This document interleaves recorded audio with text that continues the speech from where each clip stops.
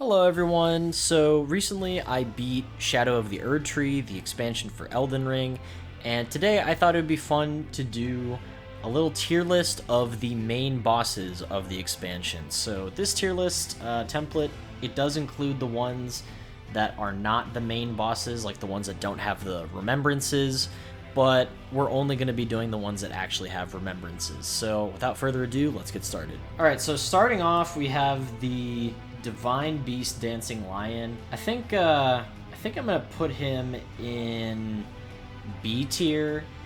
He was an alright boss. Nothing crazy.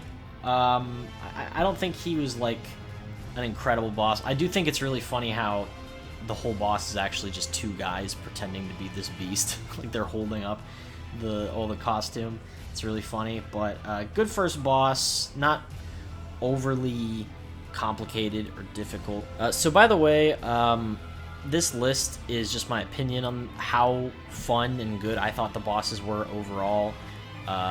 So keep that in mind. And I'm basing it on how fun I thought the fight was in general. So, alright, without further ado, let's keep going. Alright, so next up we have Rellana, Twin Moon Knight. I really like this fight. I don't know. Yeah, this is a tough one. I think Rellana. I think I'm gonna put Rellana in. I'm gonna go with a solid A tier. I think that's a good one. Really like that fight. I just really like Rellana's design. I love her weapons. I love her attacks that you have to dodge. I think Phase 1 and 2 are both really fun and engaging. So I think A tier is a pretty good spot for Rellana. Next up, Bale the Dread. Super easy S tier. Bale the Dread was an incredible fight. I think the coolest and most difficult dragon fight in Elden Ring. With Placidusax being a close second from base game. Of course, I love Egon as well, and his quest line is tied directly to Bale. So, Bale, easy S tier. Let's move on. Actually, wait. One last thing about Bale. I love how, like, Phase 1 didn't really seem that difficult, and then Phase 2 is just insane. It's like this big reveal, and you're like, oh my god, this is what I've been waiting for out of a dragon fight in Elden Ring. So that was really awesome. Alright, next up, Commander Gaius. I don't really think much of this boss. I'm gonna put him in D or F. I'm gonna go F. I'm gonna be F tier. Yeah, Commander Gaius is not that great. He's just not, I don't know, I didn't really find him to be that notable or cool or particularly fun to fight. He's kind of just another horseback boss fight, and he didn't really have a ton of things that were interesting or unique about him.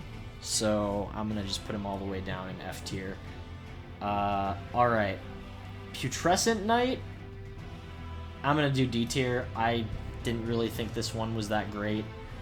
Like, I dropped down that giant pit at the end of the exploration that led up to him, and you drop down, and there's this huge open arena, and you're like, oh my god, like, I was like, this looks like the Dark Eater Midir arena from Dark Souls 3. There's got to be something crazy down here, right? And then this guy pops out, and I killed him in, like, 2 minutes, and I was like, wow, that is really underwhelming, and I was expecting something a lot cooler down here. I think what happens after that with all the Saint Trina stuff is worth it, but as a boss, Putrescent Knight, yeah, not that cool, so D tier. Let's see. Who should I do next? Mesmer, Avi, S tier. 100% S tier. Just, I mean, you know, he kind of has to be. He's the poster boy of Shadow of the Erdtree, and I feel like everything was kind of building up to him, besides Mikola, of course, because that's really where everything is building up. But for a while, everything is building up to him. And so if that fight was lame, it would have really sucked. But I really, really love the Mesmer fight. I think Phase 1 is really cool and fun, and then you get to Phase 2 with the snake and everything, the serpent that he has inside of his body, and it's insane. I love how you can hit the serpent, too. Like, it's not just when he's not using the serpent. I think that's really cool, and I love that fight. I guess my only complaint about it is I do wish it was a little harder. I had a bit of an easy time with it, but then again, I did use Mimic Tier and also summoned for the NPC quest lines, which you're kind of encouraged to summon for the NPC quest lines for his fight, but I would love to try fighting him just all by myself one time, because I think that would be really fun and engaging and challenging. Midra, Lord of the Frenzied Flame. I really like this fight, but I think I'm gonna put him in... I don't think he's an S tier for me. I think he's... I don't know. I kind of want to say... I think Midra is a solid A tier. I don't think I like him as much as Rolana, but... yeah. Really cool fight. Easily one of the coolest in the expansion. I just think, like, him using his own spine as a weapon is so metal and crazy. And I thought, like, having a chaos, like a boss that is all based around the chaos mechanics was really cool, because I don't think we exactly had that in base game Elden Ring. Like, there might have been a boss that had that, but I don't really remember. So, really cool to see someone just using the Frenzied Flame like this and to have a boss. And I think, like, the whole area leading up to Midra was insane. I loved how spooky and atmospheric it was. It felt like I had left Elden Ring and was now playing a horror game. I think that area did get a little old in the sense that you couldn't ride Torrent, and at first I was like, oh, this is cool and adds to the atmosphere, but then it got old. Especially after killing Midra, I think you should be able to ride Torrent around in that area. But we're not talking about the areas, we're talking about the bosses. So Midra himself, great fight. I love his mansion as well. And really, really fun fight. And I had a lot of fun learning his attack patterns. Alright, moving on. Meter, Mother of Fingers. Ooh, this is... I'm gonna go C tier on this one. I don't really think Meter is that cool. I kind of was hoping for something a little cooler and more exciting for, like, the big reveal of, like, where the 2 fingers and the 3 fingers come from, and if this thing was their mother, I guess, I don't know, it just kind of looked like a lot of the finger models from the hand enemies just, like, smashed together, and it didn't really have anything particularly exciting in the fight either, so C tier. Still cool, though. Romina, Saint of the Bud. I'm gonna do C tier as well for her, but I'm gonna put her above Meter because I really like, it's a Quelaag clone. It's another Quelaag clone. We've had several Quelaag clones throughout the Souls games. We had, like, the 2 that were in Dark Souls 2, because there's, like, the one actual boss, and then there's, like, an enemy that's exactly like that boss. And then now we have Romina. I will say, I think Romina is the coolest Quelaag clone. I don't think she's better than Quelaag herself.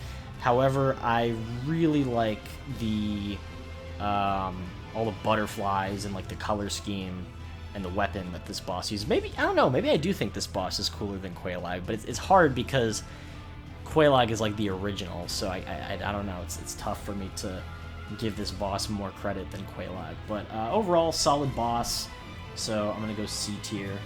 And then, next up, we have 2 more. And I think for these last 2... Ooh, these last 2 Remembrance bosses.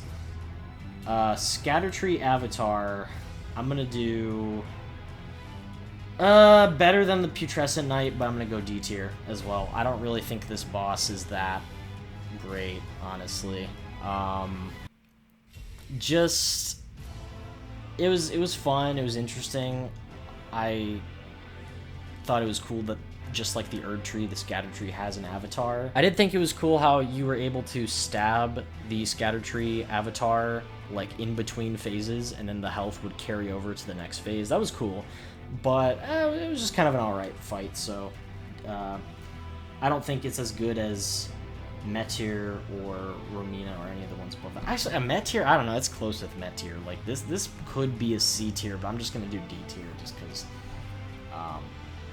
Actually, okay, now I'm conflicted.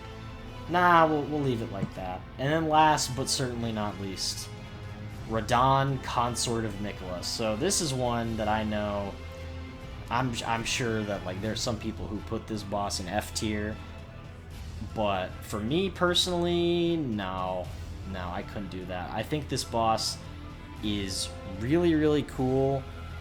However, Phase 2 is just ridiculous with some of the attacks that this boss does, and it's like you can barely even see what's happening on the screen at times. I talked about this a bit in my Elden Ring retrospective video, when I was talking about Shadow of the Erdtree and my experience with it. You should really check out that video because I worked so hard on that video, and I'd really appreciate if you guys could check it out and like and comment. It was a long video to make, and I put a lot of hard work into it, so would really appreciate that. But I did talk a bit about this boss in that video, and without talking about the boss itself, because I wanted to avoid spoilers for that video in case people were still playing it, or like showing what the boss was. But yeah, Radahn, Consort of Mikola, I think I'm gonna have to go B tier, just because of the ridiculousness of Phase 2. I would go higher because I actually really enjoyed fighting this boss, but just because of how ridiculous some of the stuff in Phase 2 is, I gotta drop him down. So yeah, this is my completed tier list of the Elden Ring Shadow of the Erdtree Remembrance bosses. Let me know in the comments below what bosses you would put in what places, and why you think my list is wrong or why you agree. Just, you know, be respectful, and let's get some good conversations going. So thanks for watching, guys, and I will see you next time. Bye bye.